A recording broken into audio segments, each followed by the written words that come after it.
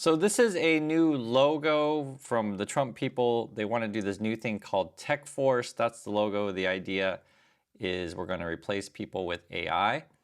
And this is what it says. It says your government needs you to transform the federal government. Again, replace workers with AI through modern software development. If you're up to a huge challenge, join the 1,000 of the country's best and brightest technologies in the inaugural class of Tech Force.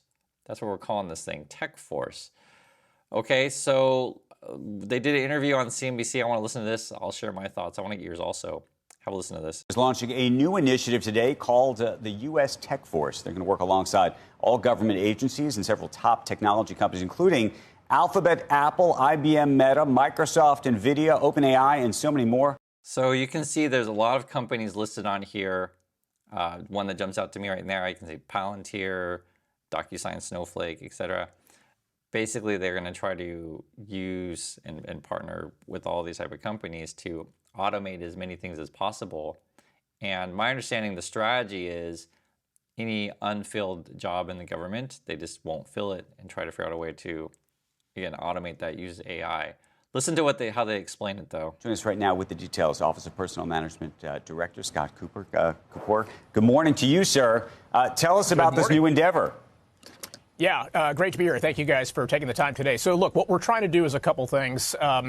As you know, technology is obviously incredibly important to the future of the government, and we're trying to reshape the workforce to make sure we have the right talent on the right problem. So first thing we're trying to solve with this endeavor is to make sure we've got modern software talent, modern AI talent in the government. The second thing is, you may know this, but only about 7% of the U.S. government workforce is early career, so people who are, let's call it like 5 to 7 years of work experience. That compares to almost a quarter, actually, in the rest of the workforce. And so we're not doing a great job of as we have people retiring from government, we're not doing a great job of bringing in the next generation of leaders in government. So this program is really intended to solve both of those problems. And how easy or hard do you think it is to get talent to actually show up in this world that we're living in? Well, look, I think the message that we're going to bring to people is a fantastic message, which is, do you want to do good for the country? And also, do you want to advance your career? Okay, so I want to stop right there. He mentioned that sort of newer people that work in the government, it's only like 7% of the workforce, and he's talking about essentially other parts of the federal workers are, eventually going to retire. And I think when you look at this and put it together, the idea would be we're not going to replace retiring workers with people. We're going to try to use AI, right? We're going to try to automate it. So this actually coincides with what's going on with the VA. It was just reported that they're not going to hire it. There's I think it was like 35,000 openings, but they were just like going to cancel the openings. They even addressed this today. He tries to act like it's fake news, but he confirms it. Working for the Trump administration is fighting back against the constant drumbeat of fake news from liberal activist media outlets. And when it comes to fake news, no one is worse than the Washington Post. The Post December 13th story about the Department of Veterans Affairs is a great illustration of how the Post lies, yes, lies, to its readers in order to score political points against the Trump administration. I'll give you 3 examples from the story to prove my point. First example, the piece tries to mislead people into thinking VA is going to fire 35,000 healthcare workers. That's false, a lie. No VA employees are being removed, and veteran care will not be impacted. All we are doing is taking unfilled and unnecessary positions off the books. Most of these positions haven't been filled in a year or more, and all VA medical facilities continue to hire people. Okay, so literally he confirmed the main part of the story, which was there's a bunch of openings at the VA.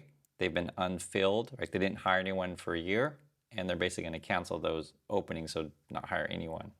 And that fits in with what they're talking about with this Tech Force thing, right? That they, have, say, retiring people, or there are not enough people coming in the government. And so essentially the plan is, and he'll talk about it, we're going to partner with tech companies. So, right, this is all about getting government contracts, and then whatever tech company, Palantir or NVIDIA or Apple or whatever, we'll try to figure out ways to, how can we, automate said things. This is a big issue, of course, as Trump wants to, roll out all the data centers he possibly can. But this is, they're literally talking about it. They're going to act like they're hiring people. And yes, maybe the 1,000 people in the beginning, but those are only temporary jobs. And again, your job is to figure out how to replace other people's jobs. Partnered with about 25 of the top, private technology companies, and they've agreed to help us kind of provide career development experience for folks. We're going to do a job fair for people once they complete their 2-year term here. So what we're really trying to demonstrate is that the work that you can do in government is both challenging, complex, and that if you decide ultimately you want to go in the private sector, that's great. That work is valued by the. And you can look at the subtitles here. They say government and big tech partnership, right? So in different ways you can read that. One would be the tech companies are going to have more say in government or more control. You could also talk about like this. Trump's AI leadership vision. Like they're literally laying it out here, and this is coming from the Office of Personnel Management, right? Andrew, as we partnered with about 25 of the top, private technology companies, and they've agreed to help us kind of provide career development experience for folks. We're going to do a job fair for people once they complete their 2-year term here. So what we're really trying to demonstrate is that the work that you can do in government is both challenging, complex, and that if you decide ultimately you want to go in the private sector, that's great. That work is valued by the private sector, and you'll have the opportunity to take that as the next stage of your career. Scott, you've obviously spent time with the most sophisticated companies in the world. You've invested in them in your previous life. What is your take just on how good or terrible the technology is that we as taxpayers are dependent on today? Yeah, I'm going to avoid saying good or terrible. I'm going to say it's dated. I guess maybe that's the best way to describe it. And so, look, part of what we're trying to do with this program is we've got to modernize our systems, right? So if you're a Department of State and you're trying to do great intelligence, you've got to have modern AI to do that. If you're a Department of War and you're trying to make sure, our fighters have the best technology, that all requires modernization. So that's what this really is about. It's reshaping the workforce to make sure that we have people who understand things like agile software development, people who understand AI and can apply those technologies because, the short answer is we're dated. The reason I'm asking, though, is how much. So there's some things here I agree with, some I disagree with. The first would be I'm not going to disagree with updating, software or some of the technology to be more modern. I think that's a good thing. Obviously, you want to do this in a way that doesn't disrupt anyone's services, do it in a way that makes sure that everything continues to run smoothly and hopefully does improve things. I can just tell you here, I live here in Korea. We have a ton of kiosk machines everywhere, which are actually really useful because if you need to, get a particular document or something like that, it's going to be a lot faster. Because sometimes in the U.S. government, it can be very, very slow. The issue, though, obviously, is when you're dealing with any number of things in the government, is you just got to be careful with this stuff. You don't necessarily want someone to have an error on your Social Security or your veterans benefits or any number of things. So you always want to be quite careful with how you do this. My concern with this stuff is I think they really want to eliminate the human factor as much as possible and automate things, right? I mean, that's what I'm concerned. So I'm not against the updating of the, say, software. And for those of you who work for the federal government, I'd love to hear your thoughts of like, how old are the systems that you're using and what could be updated. But I don't necessarily want to change the decision making. I think that's the key thing that I'm thinking about. Let's see what else they have to say here. How much of it is the issue that we don't have the talent, and how much of it is that talent doesn't want to go into government because government doesn't have the hardware effectively? Yeah, I don't think the hardware is the problem. I think the reality is, a lot of the work that, that we've been doing here at OPM is we're trying to change the nature of the workforce, right? We're trying to create a high-performance culture where people can come to work every day, do their best job. So I think these things work in tandem, which is we've got to tell the right narrative to early career people, which is these are some of the world's most complex and challenging problems. And if you're excited about that, come do this. And oh, by the way, we have to have a work environment where we eliminate. Okay, part of the discussion here is also disingenuous because, again, the early part of the year, Trump, Musk, like their whole dialogue is we want to fire all the federal workers that we can. It's too, bureaucratic. We don't like these people, et cetera. And so now they're acting like, oh, well, we're trying to hire people. We can't find anyone.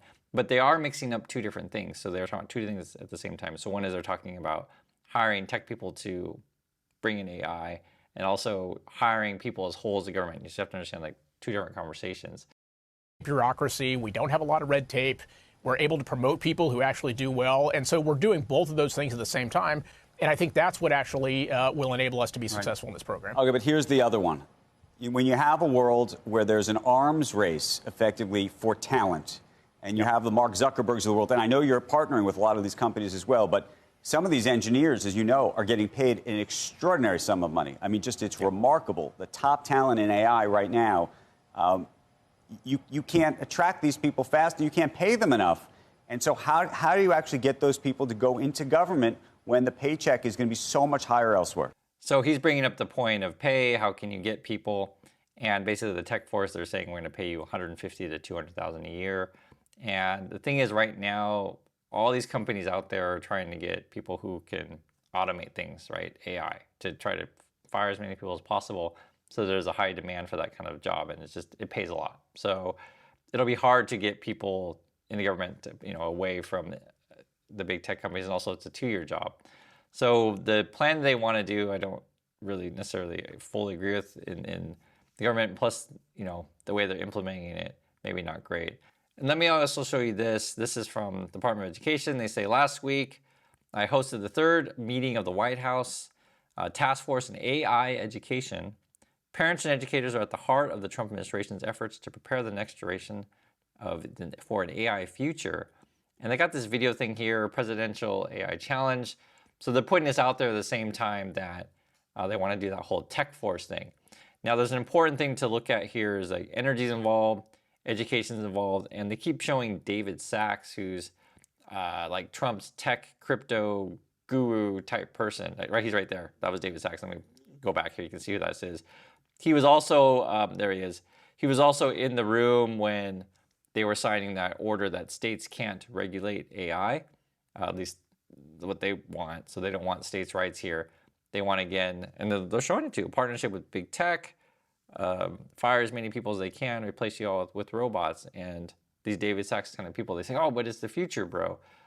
Yeah, so we're doing a couple things, Andrew. So one of the reasons why it's important to focus on early career is the pay gap, at least, is a little bit less between private and public sector than it is as you kind of go through your career. So we're never going to solve that problem, right? It's always going to be kind of less remunerative to be in the federal government than it will be in the private sector. That's fine. We understand that. The real question and the opportunity I think that this program has is, can we demonstrate to early career folks that the types of problems they're going to solve are the world's most complex, they're the biggest problems. And oh, by the way, you know what? Give us 2 years of service, and then you're going to have Zuckerberg and all these other guys clamoring for you, because the experience you'll get, the knowledge you'll learn, that's going to translate well into the private sector. And it's a weird way to market these jobs that they're only going to be 2 years, come help automate the government and then go leave and get paid higher somewhere else. It's a weird way to market this. It feels like it's kind of similar to the data center thing, to where, hey, build this data center, replace people's jobs, that your job is temporary and you're eliminating jobs. So that's what's going on. I want to hear your thoughts on this, especially if you're a federal worker. And I'll catch you all in the next video.